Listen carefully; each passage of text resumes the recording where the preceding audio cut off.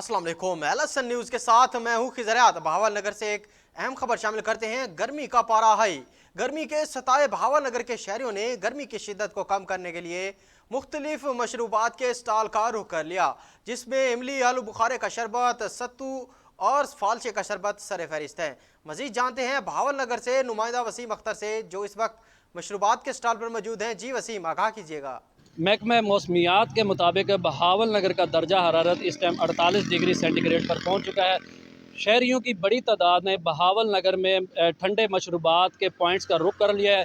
मैं इस टाइम एक सरदाई के पॉइंट पर मौजूद हूँ, मेरे साथ शहरी मौजूद है। आइए इनसे बात करते हैं। जी सर, बताइएगा आपने जो सरदाई पी है इसके हवाले से आप क्या कहना चाहेंगे? जी, आज जो है बहावल नगर में बहुत ज़्यादा गर्मी है और दर्जा हरारत भी काफ़ी बताया जा रहा है। तो माहिरीन का कहना है कि इस मौसम में जो है मशरूबात का इस्तेमाल करना चाहिए, जिसमें सरदाई, इमली आलू बुखारे का शरबत है, फ़ालसे का शरबत है, ताकि इस पीने से जो है क़ुव्वत मुदाफ़ियत में भी इज़ाफ़ा होता है और इंसान जो है वो गर्मी से भी बच सकता है।